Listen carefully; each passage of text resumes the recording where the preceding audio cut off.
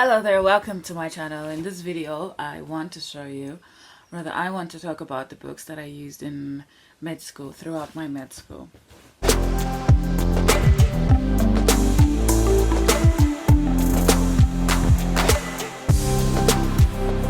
Now bear with me, I may not be able to remember the names of some of the authors because they were Russian, but yes, I hope you benefit from this video. So, a quick background about me. I am Zambian. I trained in Russia for general medicine, and I spent about 6 years in my training. And so, yes, right now I'm currently having a license to practice. And so I want to share the books that I used throughout my years of training. So in first year, it was quite interesting because there we were doing pure math, pure chemistry, and biology, as well as what was called biophysics. Yes, biophysics, and a few other small courses that we did. There we were using school textbooks. Yeah, school textbooks that names I also don't remember. Up until like third year, so that second year we were introduced to physiology and anatomy. Well, anatomy started in first year, and for anatomy, that one for sure I remember. It was a Russian book by some author called Sinelnikov. Sinelnikov. He had part 1, part 2, part 3, and for the purpose of atlases, we used it was also a Russian book. So for anatomy, I also used this Russian atlas. It just says Atlas of Anatomy of the Human. And this tiny little book was very, very useful because you see it had like Latin, it had like it has like Russian, English and Latin. So this book I really took advantage of it, and it was good for anatomy purpose. So, and then now moving on to second year where we had histology and physiology. Those were Russian books as well that we used. At this point for me it was really just about Russian books because that's what we had available at the moment. Well, at the time that's what we had available. There was the same thing for microbiology. We used a lot, so I can just say, like, from first to the third year, I used a lot of Russian books. So yeah, physiology, biology, hygiene, microbiology, hygiene. Also this one that we had. Immunology, pharmacology as well. Pharmacology, we did use a lot of Russian books. So, but today in this video, I want to share with you the books that you can use once you start clinical practice. So here I have a few of them that I actually bought because I couldn't continue with soft copies. Soft copies are really hard, especially the fact that I have eye problems. So, to start with, I want to show you this Oxford Clinical Handbook that I found very, very useful. It's very brief and to the point, and it also has a lot of images so that you have a look. For me, I throughout my training I found it easier to learn something once I saw it. So pictures were a very big deal to me. Once I see it, it usually sticks better. It sticks longer rather. And another book that I found beneficial in my clinical when we started clinical medicine in third year is briefly, real quick, this Mark Leo's Clinical Diagnosis.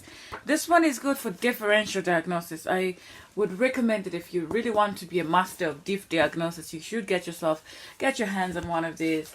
Another book I want to show you is this one. It's a Russian book for neurology, and this book, oh my goodness, this book, it was like neurology at your fingertips like this, and it's by the author Dr. Hassan Al-One from Cairo University. So this one's not even a Russian book, but it was really helpful. We used it. A lot of the people in my class were using it as well. Now I want to talk about for biology, for obs and gyn. I bought this book as I was recommended by some of my friends who were training from Ridgeway. that, well, this book was good. It was also quite brief, that I needed to supplement it with 10 Teachers. There's another author called 10 Teachers Obstetrics and 10 Teachers Gynecology. If you want to invest in any good books, I think that you should pay attention to the names that I'm giving. If you have something you want to say, just leave me a comment and I'll make it clear for you. Now for medicine, I found it very useful. I found this book, Kuma and Clark, very useful. I was recommended by, what was his name? A consultant doctor at UTH, Dr. Kamanga.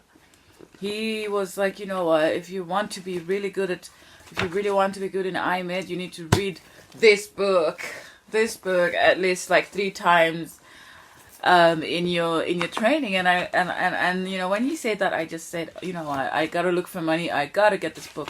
Now this one happens to be one of the most expensive books I ever had to invest in. I got it for like, I think 1,700, was it? Yeah, 1,700.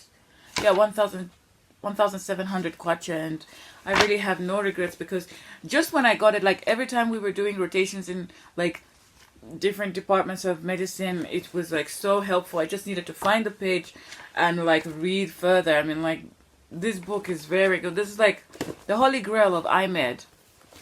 So Kuma and Clark, I have here with me 9th edition. Any edition would do for you, but I think the most latest would be the best. So Kuma and Clark. And another book I want to show you today that I have, that I found useful, is this one, Nelson's Essentials of Pediatrics by Nelson. Now, this book is also quite useful because, I mean, it covers just about everything.